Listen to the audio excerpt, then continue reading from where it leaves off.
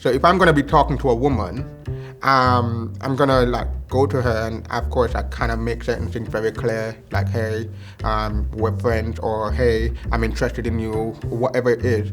But ultimately, in stepping to a woman, if you don't feel like God has given you that go ahead, don't. Don't. Like, it's one thing when you step ahead of God. It's another thing when you step along with God. Marcia, Dixon, MBE, welcome to Melanated Stories Season 2. Ooh, excited. I'm excited.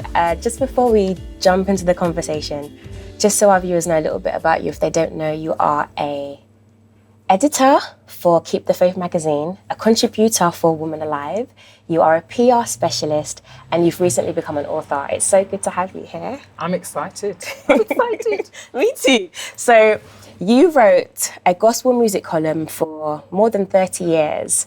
Tell us a little bit about how you got into this. That's my work at The Voice newspaper, which at the time was a leading black newspaper. And I was studying for a social science degree at the time. And I was doing part-time work at The Voice as a receptionist. And then my friend, Juliet Coley, who went on to present a program called People Get Ready, which is a kind of legendary program for gospel music lovers. She was given the task of finding someone to do my column because they'd been promoted, the column that I started doing. And she said, do you know who can do this column? And I said, I can. And that's how I got the job. Wow. So, it was unexpected, but I'd always wanted to be a journalist. So I was really excited at the opportunity and just started writing about the issues of the day that young people of that time were talking about. Interviewed all the kind of Windrush generation church leaders, gospel artists, international gospel artists, and I loved doing it. Really, really enjoyed doing it. It was an honour to write about the church community. I can't lie, you interviewed me and I'm so honoured. And what I love about what you said, it's something so special about being in the room. You're a receptionist. Sometimes we just want to get there straight away, but sometimes just come in and then you see what happens. I love it. What would you say has kept your writing relevant for over 3 decades? I read the newspaper, I follow the trends, I talk to people, I hear what people are saying, and I just really want to reflect that in the column. I just think it's really important to do that. I don't think that you can write a column and not be relating to where people are at. So you've recently written a book, Black, Christian and Single. Congratulations. Thank you. I edited it. I brought together 16 writers, so I just did the foreword. Yeah, but it's important that you led, and it's an important conversation. So I know that you didn't write everything in it. Yeah, but thank you for correcting me. But I think it's important to keep saying that. It's good, but your name is on the front. Yeah, it is. I have to ask you, this book is primarily about singleness. Why do you feel that this is such an important subject to speak about? Well, I've been writing, like you said, I've been writing the Voice column for over 3 decades, and it has always been an issue amongst younger women that for some reason black Christian women in particular, I'm not saying men don't, but women in particular have really found it difficult to find partners. And so the book is a conversation kind of around that, but I've also got conversations about people who are married and then become single. But it's just an important discussion to have because in my experience, 99% of women would like to get married. Maybe I'm over-exaggerating a little bit, but most women I talk to want to get married. And I've had conversations from when I started writing The Voice to up until now, younger women saying to me, want to get married, difficulty finding somebody, what's the church going to do about it? So I thought it was important to collate stories from people within the church, predominantly women, a few men, just discussing various aspects of singleness. I can definitely agree with what you're saying. I have friendship circles, married friends and single friends, and it's a subject that comes up a lot. Do you feel like it's a taboo subject, like an awkward subject to speak about?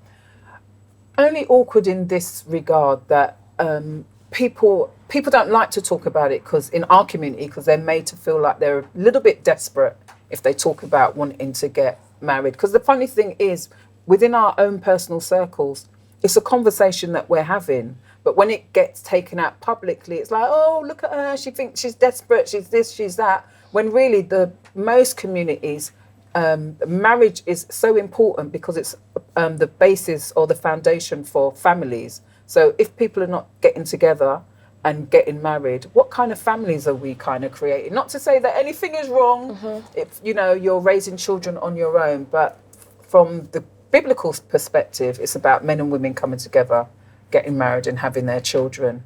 And if there's certain a sector of a community that's saying it's not happening, I think we need to look into that.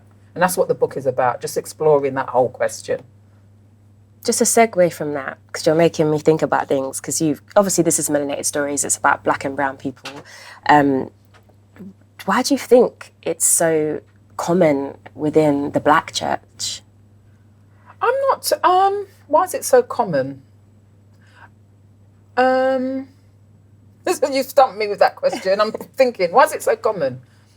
I think that in our churches, it's always been predominantly women. Then there's a reason for that, and I think it's partly because churches have not really made a concerted effort to share the gospel to men in a way that men will connect with, and they stay away. They see Christianity, religion, as a woman's thing, and they're not being made to recognise that Christianity, being a person of faith, is for you, whatever your gender is. It makes a difference. All the main characters in the Bible that we talk about, that our ministers preach about, they are men. They are Christian men. They are men of faith. So I don't understand why male leaders haven't been successful in helping men to join up the dots to see how being a man of faith can positively impact their lives as well as connect them with the Creator. Thank you for sharing. So in your book, you explore themes about dating. How would you say, or what are your thoughts on dating today compared to like 30 years ago? I think dating today, there's lots of, the opportunities are greater because we've got social media, we've got the internet. So there's that whole thing about online dating. You can meet more people from your computer. So it kind of like, it's kind of added a really interesting dimension. So I meet lots of people, Christian and otherwise, who've met their life partners via online dating or via the internet, or they've connected with somebody over social media. I think it's good because oftentimes, particularly Christian women, sometimes they don't get out, they don't get to meet people. When I say they don't get out, their life is work, home and church. Maybe now they're going to cocktail parties a bit more, that's a joke, but it's work and church. So it just opens up the world to people if they feel confident enough to kind of go online. I'm from the older generation, so I like to meet people in person. But I know older people who've actually met people online and gotten married. So I think it's great. I think this new world where people have the internet, where people are more open, talking about dating, the kind of person that they're looking for. There's all that information about what you should look for. There's counselling. If you do find somebody, marital counselling that you can get either while you're preparing for marriage. And some people are even getting counselling before they even embark on a relationship to just clear their head of all the kind of emotional turmoil that they've gone through, get healing for it so that they can enter a relationship kind of, free, healed, and be able to enjoy it and possibly, that relationship lead to marriage. I thought it would be great to explore some of the topics on singleness further.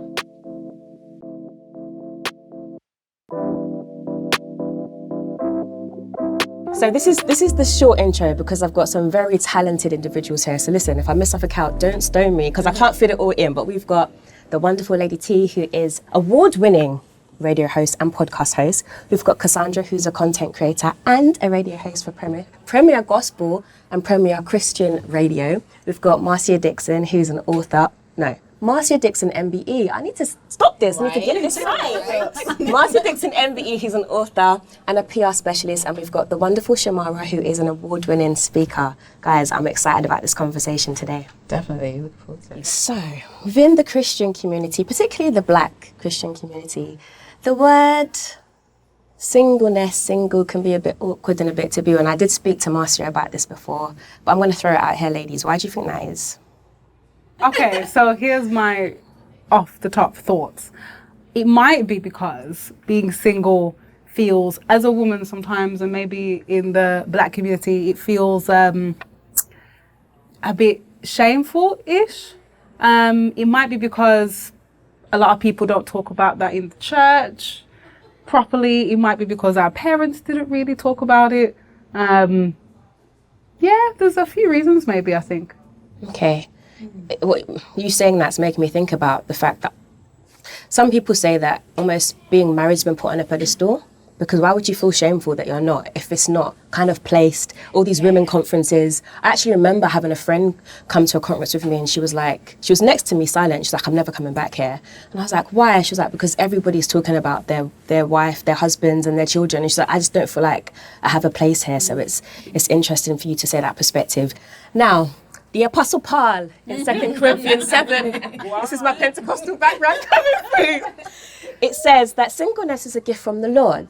So my question for you ladies is, do you feel that being single has helped your walk with Christ, and do you see it as a gift?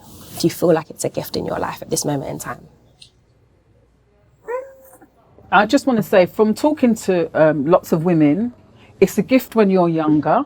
You know, you're living your life, you're traveling, you're doing your career, you're getting your education, you're going to all the church conferences. But when your biological clock kicks in and that desire for intimacy kicks in, then it takes on a different complexion. So yes, it is a gift, but I think that we shouldn't negate the fact that also God's placed in us a desire to be married, settle down, have our children, and that's when it doesn't seem like a gift. But it's still a gift. Yeah. Like she said, it's a gift and a curse. I'm going to say it like that, because I think just exactly what Marcia said, you know, in your singleness, you're doing this, you have to do all these things. It's a chance for you to grow. But then, like, when there becomes a certain time, you feel like there's a need for you to be with someone to share what you're going through, like all your great experiences with someone, and then there is nobody in sight. Like, what can you do? That? Where they at? Kind of thing. So it is a gift and a curse, I think. But I think a lot more people seem to stick to the curse side of it rather than the gift side of it. So yeah, it's a gift and a curse. And I think a gift should bring joy. A gift shouldn't be enforced. A gift should have autonomy, independence, choice. I think when people feel that their singleness is being enforced on them, it no longer feels like a gift. Can you give the gift back? You know? So I don't want this anymore. Where's the gift receipt? Where's the receipt? Where's the receipt? You know, so I think, as Lady Tolly said, that gift and curse, you know, when it's enforced on someone, I think it's not a gift anymore. Okay. Interesting perspectives. How would you ladies define the word dating? What is dating for you? And also, can you give an example of a really bad date? It's like a job. It's the job that you don't get paid for. It really is the job that you don't get paid for, because it is tiring, it is exhausted, it just takes on so many different issues mentally, even physically sometimes, because you always have to go out, you have to do this, and mental as well. Your capacity just to be in someone's space or in front of them sometimes can just be very limited, and you're just like, I can't bother to do this, like, this is crazy. So for me, I've took the decision to stop dating because I got so tired of it. Like, I was just like, God, you have seen my heart. I've been at this for how many years? And it has produced no fruits. It's okay. I need to live my life now. I need to chill. I need to not think about it. And it's just, when it happens, it happens. It's not as closed, it's open, but, you know, we'll see. But a worst date for me, oh my gosh, where do we start from? One time, I think I was on a date and the guy was very obsessed about sex every single time. And I'm just like, can we just stop talking about this? And then at one point in the day, he then further asked me, because at the time I had never been active at all. And he just decided to ask me, so why haven't you? I said, because I don't want to. Like, is there a problem? He goes, oh, are you a lesbian? Are you gay? And I was like, wow. I was like, say what now? say what now? Wow. I was like, okay. I said, well, and I laughed it off. In my head, I just had this vision of me punching his lights out, and I was like, Jesus, thank God for Jesus. That's all I'm gonna say. Thank God for Jesus and the Holy Spirit. And I was just like, yeah, this ain't happened. That day, same day, block. No, yeah, not me. So that was the worst date. That was really bad. Anybody else? I mean, I ain't got nothing that could. No, to be fair, I mean, the way that I see dating now, I've learned that it's like you said, it's a bit like a job. When you're applying for jobs, it takes a lot of energy, and then you take a break, and then you come back. So now I've learned I do it in cycles. So I'll be on all these apps, and I'll really go for it, and I'll be like, right, let's do this, let's meet people, let's go. And then I'll get sick of it, and then I'll take a break for a few months, and then I'll come back into it. And so I find it that way, it's more manageable. I find it quite fun that way. If I just go at it all of the time, it's the rejections that can get quite, heavy. And there's something, you meet someone and you're thinking, oh, is this it? And then it's not. And you're like, okay, the disappointments. But if you take the breaks, and you just keep going into it, it's fine. I don't have a bad date story. That tops, to be fair. I think whatever dates I go on, I try to have a really good time. Even if the company isn't great, I'm like, right, well, I'm going to have a good time. And I'm going to come out of this with some with enjoyment. I'm going to come out with something. I'm not going to just come into this and be the... I did go on an IKEA date. Oh. Yeah. Which was interesting. So we went to IKEA and we just walked around and we sat in the little showrooms like it was our house. And then we went to the kitchen and Sounds interesting. it was quite interesting. It was different. Now the company, he was a nice guy, but we didn't really gel. So if it was someone that I gelled with, it probably would have been a lot more fun. But the concept was it your idea for the IKEA date, or was it his? So he said on his profile, never have it ever been on an IKEA date. And I said, oh, neither have I. Let's go. Wow. So Okay. we literally went that, we did a 3-day appeal. That's good. So I'll do it again. You get to see someone's decor styles, because he was saying some things like, oh, I love that. And I was like, oof. Well, do you know something? I read something somewhere that said dating is collecting data. And I found that very interesting, because when you go on a date, I think it's good to be intentional, to really ask, who is this person? Are we compatible? Are we on the same page? Is there alignment? And if there's not, then it was lovely. Thank you for the food. And thank you for the food. Thank you for everything. God bless you. God bless you. And then, you keep it moving, because it's very important not to waste time. That's just my opinion. So I went a bad date. I went on a date and it was very cold. It was very cold, and you dress up and you get your perfume and you put on your fur and everything. So this is like a nice winter. Oh yes. Taking notes like fur. Okay. And then we were walking. So he's like, we're going to this place. I was like, okay, that's great. So we're walking, and I was like, are we going to go inside at any point? And we just walked into this open warehouse. Oh. In like November, and then we sat on these like wooden benches, and then he's talking. I was like, are we gonna go in the restaurant now, or no. It just wasn't coming, and I was like, is this the date then? And it was the date. So I just kind of cut it short, because again, we're not in alignment, we're not on the same page. This is not what I'm looking for. So yeah, that was my example of a bad date in the cold. My bad date in the cold. Wow. I was visiting, doing some research about dating and stuff for my work, and I stumbled on a Twitter feed, and the person had asked, "What's your worst dating experience ever?" And nearly every single tweet that they tweeted was about your experience. They'd been out with a Christian guy who was asking if they would be interested in having sex. And one Christian guy, he was speaking to a girl and she said, no, I'm not into it. And he replied, oh, you're one of those kind of Christians. This is me, I'm reading, I'm going like, because I'm just thinking, I was shocked. I feel it for you girls, because when I was dating, or the few times I went on a date, the guys paid. There was no discussion about going Dutch. No one really mentioned that to me. I just find it it's a bit frightening. Okay, do you know what, Marcia? thank you for saying what you said.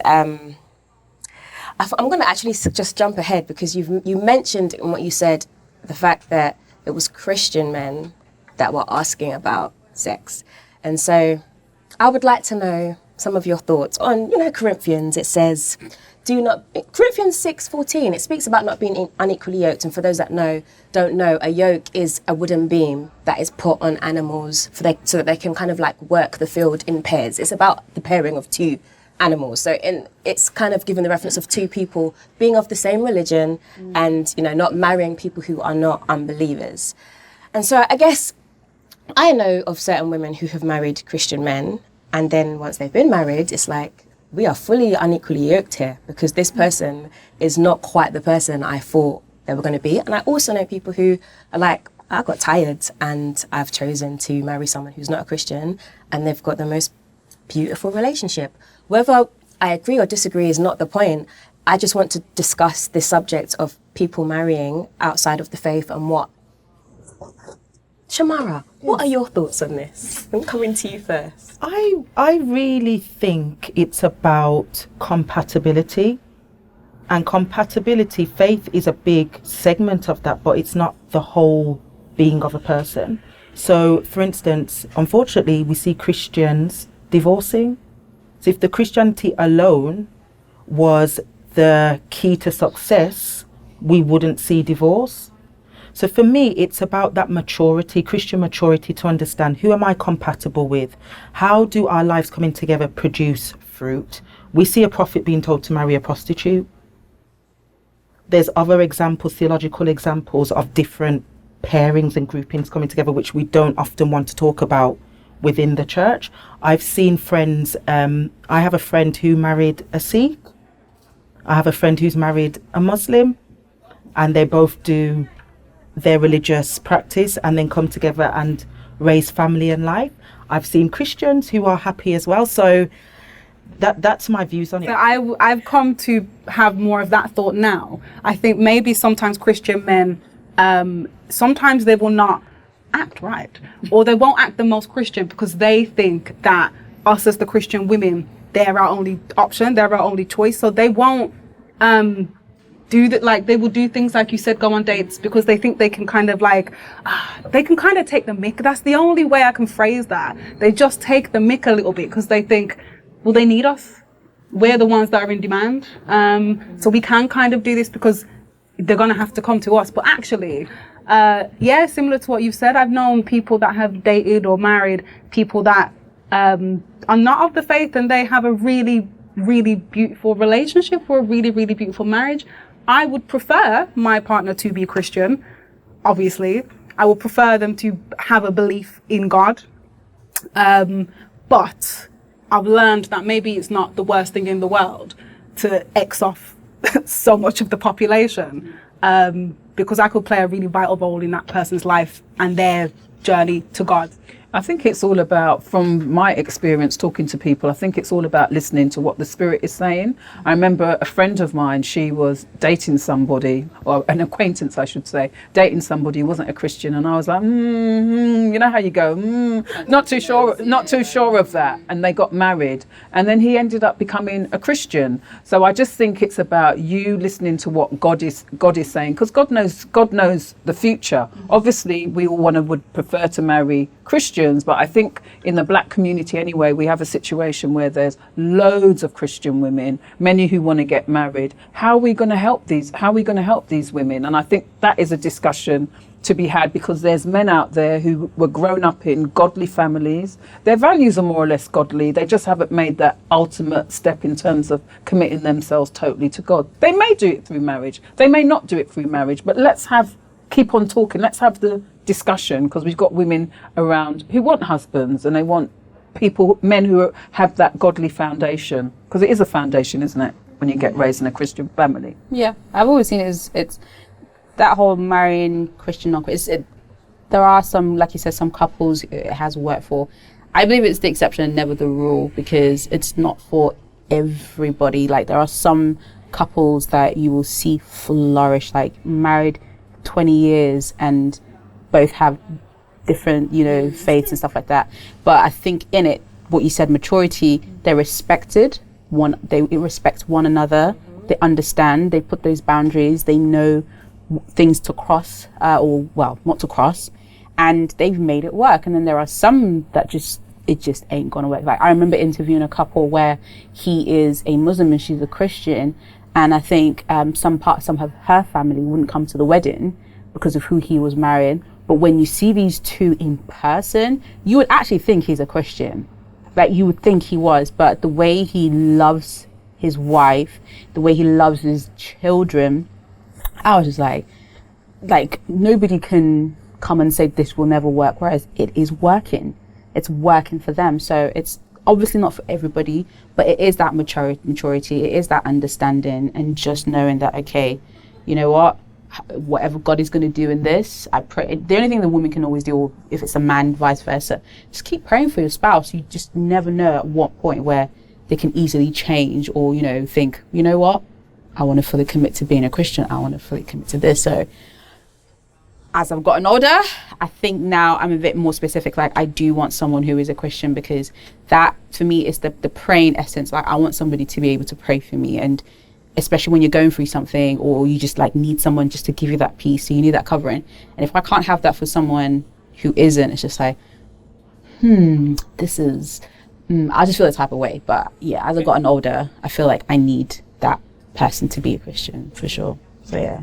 What I want to ask is, do you feel that the church has actually had a great impact in the fact that there are so many, probably of the older generation, who are single because of some of those teachings? But also, it's a two-folded question, do you think that the church does enough to support women who are single? And do you think it should be the church helping, you know? I do. Thoughts? Because I think that, went straight in there. Two things. It's okay. In the book, a person wrote a chapter, Roni Henderson, and she shared a story of a woman who's now in her 50s. And when this lady was in her 30s, this guy, who was very serious about her, asked her to marry him. But the church said no. So when my friend met her 20 years later, this woman, because she was still single, was more or less saying to her, I wish that I had married him, because obviously her church had said no, in the hope that some Christian man would come into her life, and she was still single. And in the book, Roni writes, you know, the fact that she could still remember that this guy was interested in her shows that kind of, not that she was stuck, but it was like a feeling of kind of deep regret. I think when it comes to things like dating, marriage, etc., it's a communal thing. I think we should be about helping each other, listening. If we can introduce people to a potential partner, I think we should introduce them. Too often, you know, you're a woman or even a guy, you want to get married, you speak to your pastor, they listen to what you have to say, and then they fling you back out there. Where is the help? Where is the help? Where's the support? Where's the introduction? I can tell another story. A woman shared a story. Always in her church, she was crying. She wanted to get married. She spoke to the pastor. He would just pray, give her platitudes. But yet when it was somebody close to him, a relative wanting to get married, he went and helped her find somebody. You know, if you can do that for one person, you can do it for all. Or you just create the environment where people can meet other people. I think it's important, particularly when it comes to marriage. You know, it's a life-changing decision. You want to meet the right person. Let people be involved. You know, if we're dating someone, we tell our friends, don't we? Yeah. Tell them how the date went, what the person was like, and they go, "Ooh, he sounds all right. Not too sure about him. Not too sure about him." You know, let's kind of help each other. Let's help our single sisters. I think it's so important.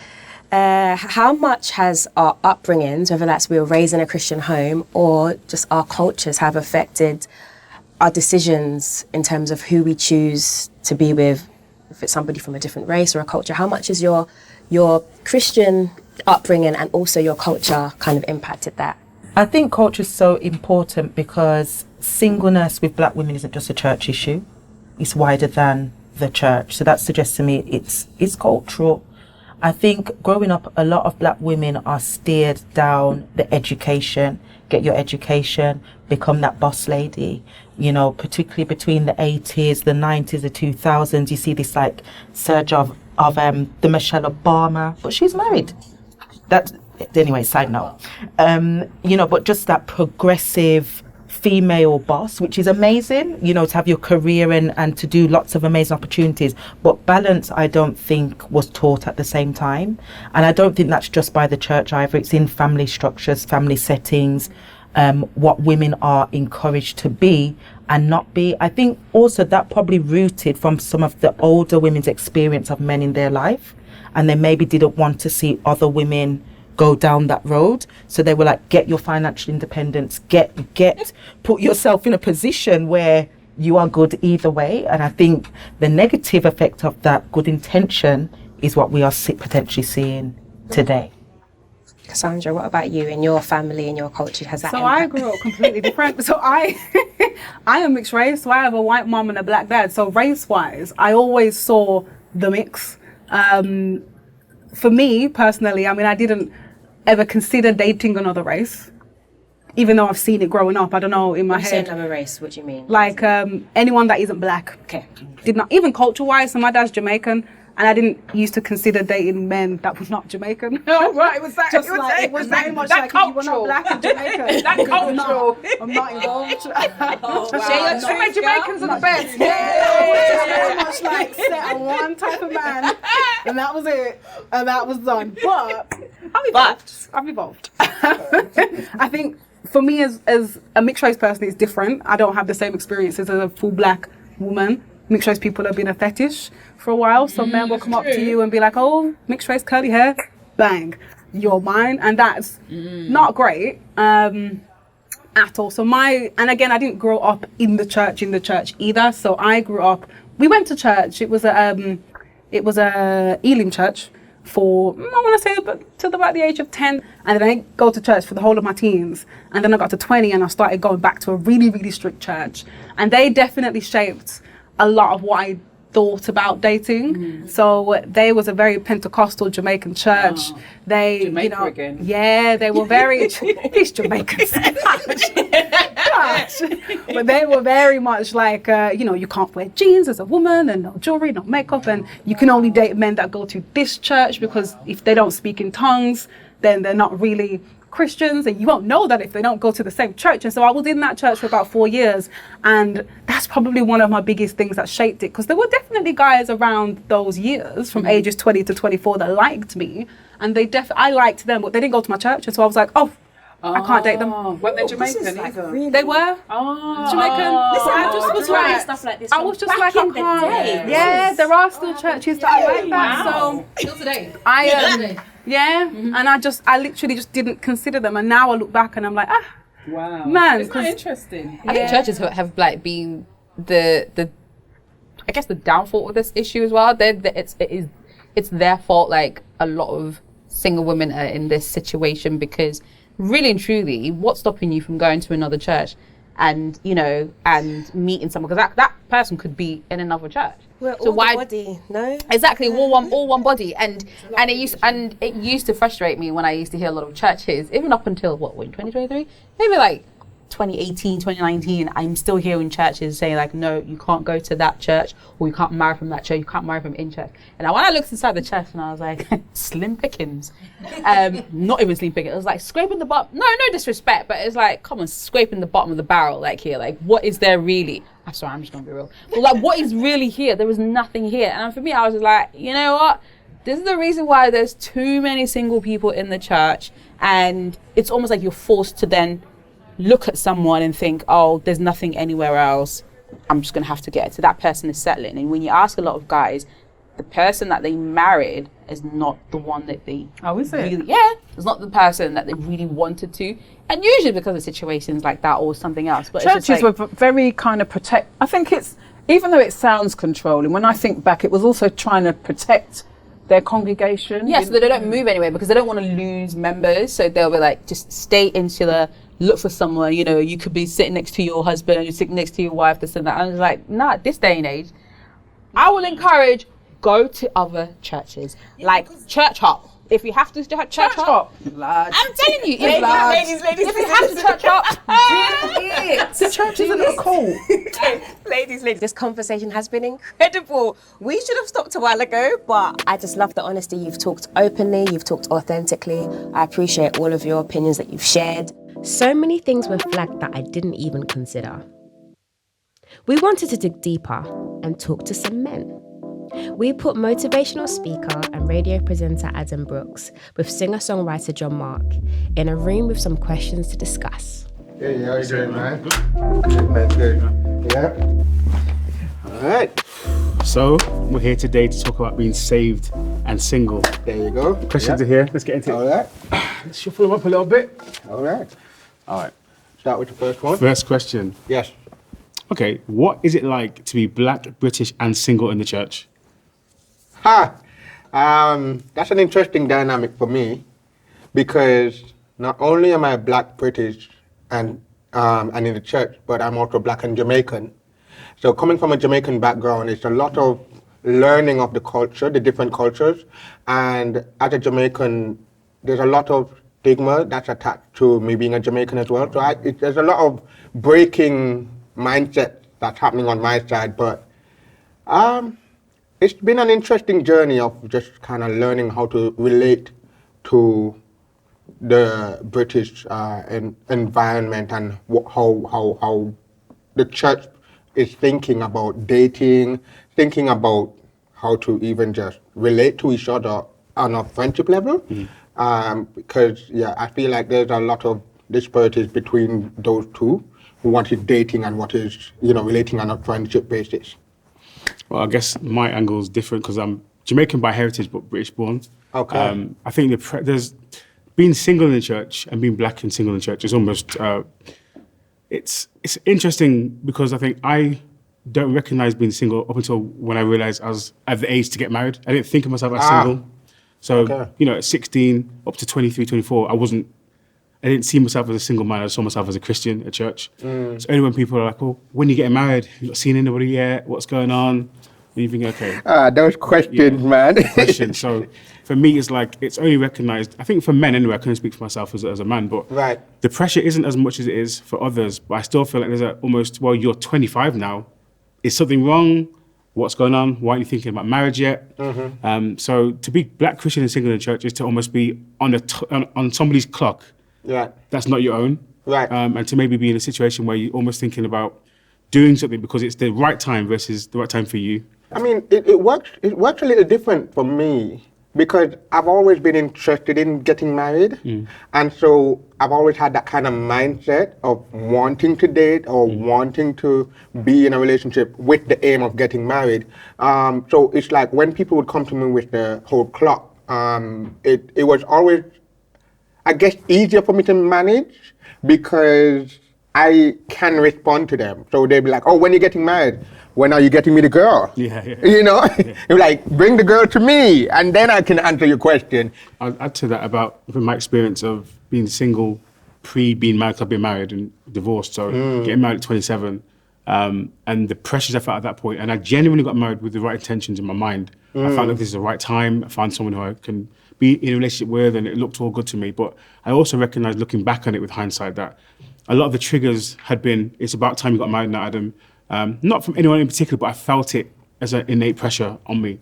And also just thinking about like, well, I don't want to be an old dad. I want to have kids and et cetera, et cetera. So then coming out of the marriage, having had no children of my own after that as well, had a stepchild. I still have a stepchild, Maya. But coming out of that and looking at it now in my 30s, having, coming out of marriage is like, I now feel very little pressure because I recognize that marriage, for some people, marriage seems like it's just this thing you do. But marriage is an all-consuming thing that changes your life in so many ways. And I've got so into the place now where I know my purpose, I understand what I'm supposed to be doing.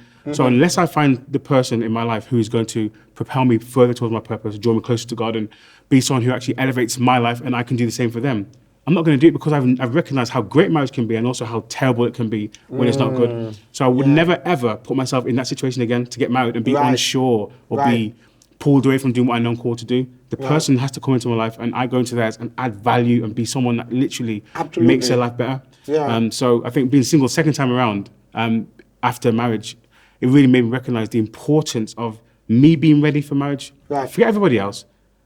For me to get married, there has to be so many things in my life in place first to even approach a woman, having a vision for my life, knowing where I'm going, what I'm doing, understanding my journey with God. Who am I in God's mind? Am I living in the center of his will for my life? Absolutely. All those things. So when a woman comes into my life then, and I'm going to hers, as her leader, as the Bible says, as the man who's going to lead the house, I've got to be on job. I've got to be in my place. Right. So it's like almost like forget everything else. If you're not ready, if you're not right with God, if you're not, all those things aren't in place, you shouldn't even be looking at marriage. And I think when I got married, I just thought it was time. I didn't question myself about vision, the plans, where I would be with my family and have how many kids and where we'd live. I didn't have any plan. I just thought you get married and you just do it together and you just make it happen. Anyway, let's take another question. Can't say I'm Okay, let's take this one. Oh, to many people, the church looks like a church of the married and for the married. Let's explore this a little bit further. I think we started on this bit because we have a lot of married people asking the unmarried ones, when are you getting married? Well, I would say, I think, I'm a pastor's kid, right? So I've kind of looked at church from both kid. sides. Oh, come on, let's talk about the pastor's kid now. Let's not talk about pastor's kids. But no, in terms of the church looking at marriage, I think I won't say mistakes, one of the things the church is probably guilty of a lot of is we put marriage as a goal for everybody. So like it's almost like everybody starts off the Christian journey and the goal is baptized, Holy Spirit, married. Oh, man, that's real. Think about it biblically, there's people who never meant to be married and then didn't get married because God said, I want them to live a certain kind of life. Yeah. And we assume that marriage is the thing that shows you reach a certain level in life. I'm matured now, so I'm going to get married. Versus sometimes, if I'm called to be a missionary, maybe being married at that time in my life isn't right because I'm going to be traveling all over the world. Yeah. And I think we need to take off not the pressure, take off some of the intensity behind marriage ministry, which is great. If people are married, they should be looked after in the church, right? They should be taken care of. Yeah. But we shouldn't focus people on the idea that if you don't get married, then you're incomplete, or that if you don't get married, you're waiting to get married. Like singles isn't a thing for me. Like you're just a person. I'm a human being. I'm Adam. So being Adam means I can be holistically full and complete in myself as Adam Charles Brooks. I can be that. Oh, you studied that one for your name, didn't you? But I could be right. You think like I definitely get you. Yeah. People say like you've got the better half, and I think you're a whole person. And you're complete in yourself. Absolutely. Someone else comes into your life and you become a new one person together. Right. But I think the church focus has always been maybe for safety, because I think back in the day, especially our parents' parent generation, right? My mom and dad met each other at church. And they were told after, I think, 6 weeks or something, they had to decide whether they wanted to get married or not. They couldn't date. It wasn't like that. So they had to decide, and then they got married, and they've been married 43 years, so it worked. Oh, wow. But the point is, the whole dating thing wasn't a thing in their generation. So this is like the 70s, right? So I think there was a focus on marriage because they were fearful of people having sex outside marriage, people doing things and get caught slipping, having babies, etc. So the idea was prevent sex by getting married fast and then have sex when you're married. And so I think that's the mistake the church has made long term. And I think we almost assume that marriage is an ultimate goal. Right. And we just need to look at people as individuals and say, well, how can we serve these people, help them to fulfill, again, purpose, help them find themselves and be the best version of God that God created them to be, whether it be as an individual or as part of a couple. Right. That's what I think. I think you're right on the ball with that, to be honest. And I think one of the things that is important is that we understand the balance between the desire to be married and the need to understand your singleness. And there needs to be a balance where, yes, God calls some people to be single and to remain single. However, God also calls people to be married. He likened the church to his own son, Christ, the bride of Christ. He said in Genesis when he made Adam, it's not good for a man to be alone. But the whole purpose of marriage coming from that is not for it, like you rightly said, not for it to be the end goal, but a transition point. Yeah, I love that. Yeah. Next question. Next question. I'm going to try not to stitch you up with this question. All right? Let's do this. Okay. What does waiting on God look like? Woo! Woo! Go on, Brother John. You know what? This one comes with your prayer time. Waiting on God looks like, for me and my journey, it looks like understanding that you might not know or understand everything. And because you don't know or understand everything, you continuously go before God with your desires. Seek ye first his kingdom and his righteousness, and all these things will be added to you. He will give you desires. The more you seek him, his desires become yours. So as you continue to seek him, your mindset, your thoughts readjust itself to align with what God wants for you. And so you realize that your timing now becomes his timing. And so waiting on God when it comes to relationship, it does look a lot like knowing you want to be in a relationship, but knowing that, you know what, I'm going to take my time. I'm still going to interact because, you know, women like to say that they want men to be intentional. Cool, we get that. But we're intentional even with how we align with what God wants. So if I'm going to be talking to a woman, I'm going to like go to her and of course I kind of make certain things very clear, like, hey, we're friends, or hey, I'm interested in you, or whatever it is. But ultimately, in stepping to a woman, if you don't feel like God has given you that go ahead, don't. You know, don't. Like it's one thing when you step ahead of God. It's another thing when you step along with God. I agree with you. I think part of the whole waiting thing is understanding that God's time is never going to be our time, and it doesn't make some of the things God does and says just make no sense. Just the reality of it, right? I can't even begin to try and understand God. But one thing I've learned in the process is understanding that my desires have to be in line with God's first. So you said it. I think my prayer has always been, Lord, just teach me to love what you love. Teach me to want the things that you want from me. Take away my desire for things that aren't in your plan for my life. And then let me, and the ultimate prayer, which is the hardest one to pray, the hardest prayer to pray is that, Lord, like, even when I hear you say no to something I want, let me be more passionate about and enthusiastic about you being happy than me being happy. Let me really take pleasure from pleasing you versus myself. And it's an evolving prayer. It's not something I've mastered yet. But I'm honestly at the point in my life where I'm saying, God, if it's not what you want from me, then teach me to walk away with my heart full of love, that you care for me so much that you'd hold that thing back from me. You know? And so waiting for me is a place of service. It's a place of, if God is the center of my life and I'm focused on his will for my life and doing his work, then the things he wants from me will be abundantly flying in my face. The woman God has for me will be right. She'll come because he wants to reward my faithfulness, reward the work I've done. God will never withhold something that we want from him, for ourselves, if it's good. God will never do that. So my thing is, if I focus on God and do the things he wants from me and the things he desires from me, how can it be possible that my father would withhold it from me? You know? There you go. The women you meet and we meet as you go around, we may think, oh, this might be a person I could try and date. I say to myself, well, let me just see if God has anything in this for me. I don't look at her as a woman I can date. Like, how could I bring her closer to God through our relationship? Just as a friend first, for example. How can my relationship with her help her get closer to God? And you get to know somebody better and you understand maybe we don't click on that level, but there's something I can do as a friend or as a brother. And just to go on a bit of a side angle, being a pastor's kid, right? In church, you are taught to be brothers and sisters with everybody. So I treat every woman like a sister until... That family zone thing is a dangerous thing, No, but it's different because I don't say, when it's your sister, you genuinely treat... It's a different thing with a sister because you can love them, but it's not romantic. It's not... Maybe if you have a bad day, we can have a quick... No. It's always sister. So we're taught to relate to each other as brother and sister and only cross the line of maybe there's more to this once you're sure. I get that. That's a good one. Let's go for the next question. I'll take this one. Easy one, John. Go on, easy one.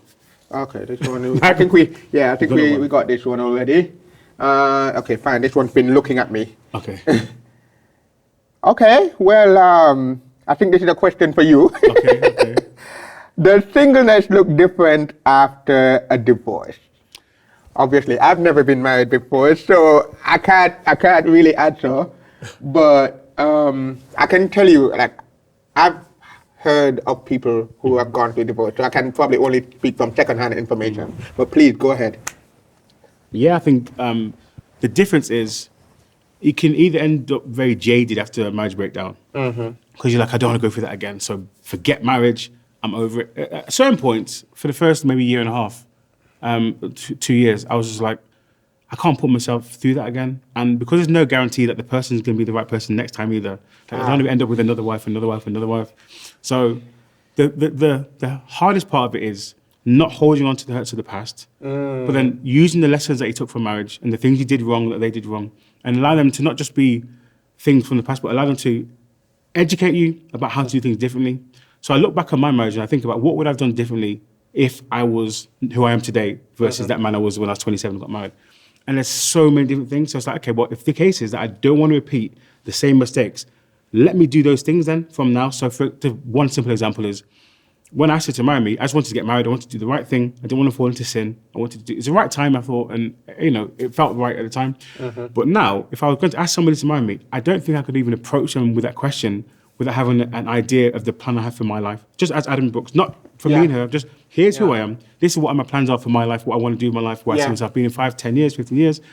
I want my children to be educated in these kind of schools. I want to live in this kind of area. I don't see myself living abroad. All the kind of questions we can answer. So when I'm making a proposal to her, she actually has something to look at and think, well, maybe this isn't for me. It's like the difference between second-hand information And versus first. Yeah. Okay. Yeah. Okay. Makes a big difference. So, next question. All right. Let's go, Joe. I'm going to shuffle them up a little bit. Let's try and find out. Yeah. Let's see. Okay, good question. We actually found it really hard to find melanated men who wanted to share on this topic on TV anyway. In your opinion, John, In my opinion. why do you think this is? I'm going to start off by speaking of culture. I think culture has damaged our perspective of what a man is supposed to be. And I'm saying all of this very carefully, guys, please. I'm saying all of this very carefully, but I want when I say this that you guys would hear my heart and hear the truth that underlines what I'm saying. There are a lot of damaging ideologies that we have about men and how men should operate in general. And so that affects how they speak. And so a lot of times men are afraid to speak because they do not want certain things coming back to them a particular way. And even if I look at my past relationships and how I felt about certain things, it's like there's certain things you avoid saying because you don't want her to flip. You don't want her to flip out at you. Yeah. And in an effort to protect yourself, you shut down. And unfortunately, that's how we pressure men to behave. As a man, you don't cry too much. You can't be showing too much weakness. Toughen up. As a man, learn how to handle certain pressures. As a man, you're supposed to be able to walk with this kind of load. As a man, you're the priesthood of the house. That's a lot of pressure. As a man, you're this. And so there's so much pressure on men. And then we live in a culture and society now where if a woman cries, the whole world goes, oh. But if a man cries, it's a whole meme on social media. Yeah. And everybody is laughing. It's a big joke. And so men see that and they're like, yeah, nah. No, I hear you, man. I think a lot of guys, for one, I think going back to the values of our families and stuff, we're not necessarily even taught to communicate properly anyway. So communication isn't something we're majoring in as men normally. I think we've done well today, John. Yeah. But in terms of, we're not praised for communication. We're praised for what it seems we're able to bring to the table. I think for men, in particular, black men or melanated men like ourselves, I think, as you said, the emotional side of things is we're not really taught how to express ourselves. Yeah. And then I think in our culture, we're surrounded by a lot of strong women. We really are. And I love our women. I just love our women. Absolutely. Shout out to all the strong women out there. Really? Yeah, But that causes them, when you don't feel confident in yourself, you do kind of become a shrinking violet, where you're like... Because they hold it against us sometimes, to be honest. They do. But yeah, sorry, continue. No, I think there's been a lot of opportunities for us to step up as men, but not many men have done it before to show us how it's done. So we're kind of fearful in doing that. And so we've seen in our communities that a lot of women had to step up in our place where we haven't been in our place. Particularly the father role, us being a dad in the house and not being there. Moms have had to kind of step up and be the both roles. And then it almost becomes a world of self-sufficient women. So you almost have to prove that you bring something to a woman's life in so many different ways before she's even opening up to you, because well, I've had to do it all by myself. I can do it all by myself. I've got a job, I've got my car, I've got my house. I can do everything other than create a child by myself. So what are you bringing to the table, John? What have you got to give me that's not going to bring me stress, make my hair go grey, let me have heartbroken again and again? So it's like those pressures as well around it. I still think there's a requirement for us as men, though, to step up. I think absolutely. We can't use that as a reason not to be the men we're supposed to be. But I think it's just a matter of there's a lot of historical trauma that's been endured by our women and even by our men too, by us too. Absolutely, That's yeah. caused us to be at loggerheads now with how do we identify ourselves as men to our women, that they can accept us for who we are, we can be ourselves completely, and they can help us to grow and we help them to grow, versus show them what you've got then. You know, I think that's part of it as well. But I think a big part of that is learning how to heal from those traumas. And I'm not saying that for the women, I'm also speaking for the men. Men need to learn how to heal from some of these traumas, and then women need to learn how to heal from them and not project them on each other. Because what I see is, what I think is happening now when I mention culture is now a cycling of back and forth, ping pong ball of blames, back and forth of, John, I've had to do this, what are you going to do? And then the man is like, well, you keep putting pressure on me, what do you expect me to do? You know, and it's this back and forth thing. I think if we learn how to heal completely first, and stop throwing blame, because that's the first thing that happened with Adam and Eve. They threw blame on each other. Yeah. You know? And so if we learn to stop throwing blames, take responsibilities for actions, and do step up, like you rightly said, men, we need to step up. But and also women need to learn how to navigate where their emotions are, so that we don't throw blames at each other and cause this friction. I think that's a big factor as well. You touched on something there that I think is massive. It's pivotal to any person listening to this or watching this now. That whatever trauma you've been through, you have to seek therapy. Yeah. You have to go and talk about it. Guys, therapy is not a bad thing in the church. Therapy is good. Go get therapy. That's the point, because when I was I've been through a few traumas in my life, right? So each time I've gone through a traumatic moment or period of time or situation, my first port of call is to therapy. Because I know I need to work it out, talk out, and not bring that into another. Even just my family relationships, even just forget dating. Just my parents, the way I respond to them, my brother and sister, my child. I got to make sure that I'm healed, because otherwise I'm bleeding my traumas on them. And if you bleed on somebody, they're covered in it, right? So my thing is that if whatever situations you've been through, whether it's a relationship breakdown, whether it's family trauma, whatever it is, seek therapy and get yourself sorted out before you bring somebody else into your life, because you're actually asking them to help you heal, and they've got wounds themselves. So before you go into a relationship, forget marriage counselling or pre-marriage counselling. Have counselling for yourself as individuals. Talk to somebody and say, look, here, just talk. Here's what I went through. Here's what I saw in my home, my mom and dad. Here's what I've gone through growing up. Here's the situations I've been through in relationships. What should I do? Yeah. And, it's just getting out of you, because I can tell you for a fact, when I got married, I thought I had the perfect upbringing, parents, pastors, amazing family. I love my family to bits. But there's some things that had affected me that I never knew until I was married. I never knew. And so you're not going to catch everything, but you must, where possible, talk to somebody, get therapy, and just deal with things you need to deal with before you get married. That's good. That's good. That's good. It's quite evident that one shoe does not fit all. And these stories have highlighted this. Genesis 1:28 says, "Be fruitful and multiply and fill the earth." But how this is done may not always be through our biological family. It's definitely food for thought. Next week, we look at World in Mission.